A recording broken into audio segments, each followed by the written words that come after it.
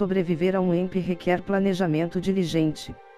Embora os aspectos básicos da sobrevivência sejam os mesmos, não importa em que tipo de desastre você está mais preocupado, planejando manter o máximo de funcionalidade possível depois e o EMP exige uma lista de precauções específicas.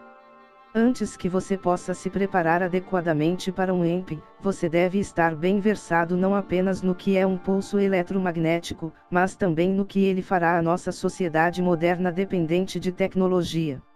Se um ataque EMP acontecer amanhã, você estaria pronto para de repente se encontrar vivendo em um mundo da era do século XIX. Se não, por favor, continue a ler, porque isso é exatamente o que acontecerá se um desastre a longo prazo, realmente, a muito longo prazo, for infligido a nós.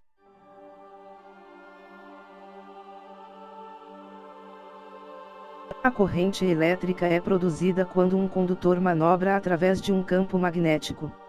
Esse tipo de atividade acontece todos os dias, quando os geradores maciços de usinas elétricas produzem a eletricidade que alimenta nossas vidas.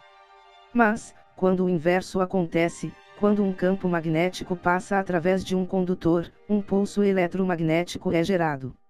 Se o campo magnético for mais forte do que a corrente, ele danificará os fios ou ondas pelos quais ele passa, efetivamente fritando tudo com o que entra em contato, no processo. Caso ocorra uma sacudida tão poderosa causada por um campo magnético, a microeletrônica sensível é obliterada. O que significa que ela explode ou queima completamente.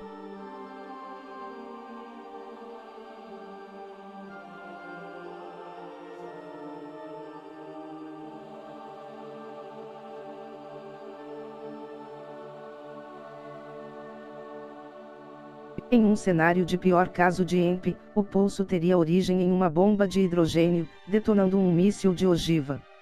Tal ataque de EMP expandiria facilmente o campo de explosão porque irradiava em todas as direções. O pulso eletromagnético viaja através da linha de visão e permitiria que ele atingisse vastas áreas dos Estados Unidos de uma só vez. Um ataque EMP como este tem o potencial de queimar todos os componentes eletrônicos em um raio de 1000 milhas, novamente, em todas as direções. O nível de radiação criado por tal pulso eletromagnético maciço provavelmente não prejudicaria pessoas saudáveis, mas poderia matar qualquer um com um marcapasso instantaneamente. Realisticamente, todos os cerca de 7.000 aviões que voam acima de nossas cabeças em qualquer momento da América estariam caindo porque os componentes eletrônicos sensíveis usados para controlar o avião também seriam destruídos imediatamente. Os acidentes de avião causariam incêndios monumentais. Com toda a probabilidade, os bombeiros e o pessoal da ENCH seriam capazes de oferecer ajuda e combater as chamas intensas provocadas pelo combustível de aviação porque os eletrônicos em seus veículos modernos seriam fritos, como bem.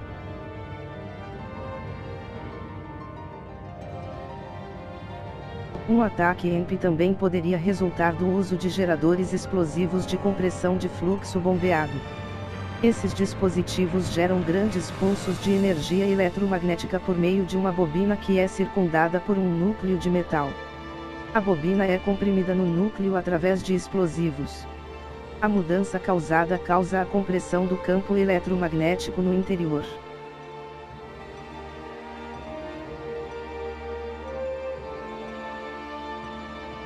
Um ataque EMP não precisa ser um ato ou terrorismo feitos pelo homem.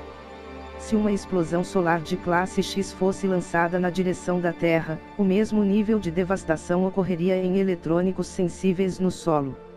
A Terra escapou por pouco de algumas balas de erupção solar ao longo dos últimos anos. Historicamente falando, estamos há muito tempo atrasados para uma ejeção de massa coronal de classe X. A mais recente e maior erupção solar registrada aconteceu em 1859 e é conhecida como o evento Carrington. A tecnologia mais sensível da época era o telégrafo. Quando aconteceu a explosão solar dirigida pela Terra, os fios do telégrafo se partiam ao meio ou pararam de funcionar e, em alguns casos, os trabalhadores do telégrafo mantiveram os papéis em suas mesas pegos no fogo durante o desconcertante incidente.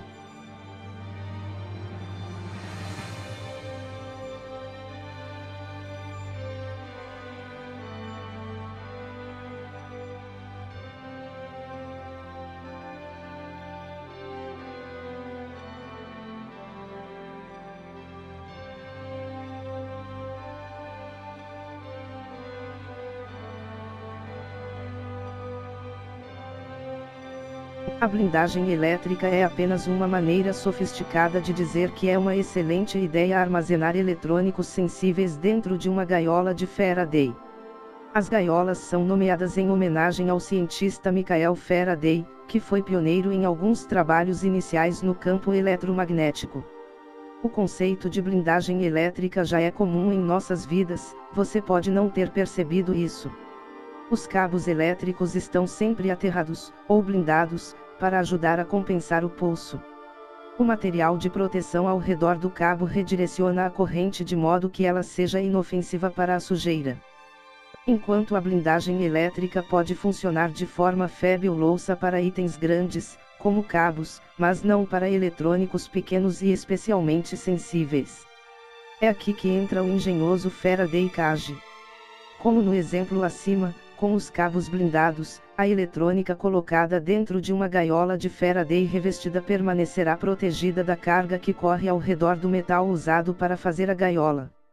A chave para fazer uma gaiola de Faraday que funcione depende muito de garantir que os itens eletrônicos dentro dela sejam colocados dentro de um buffer e não toquem em si nem na gaiola. E uma gaiola firmemente construída.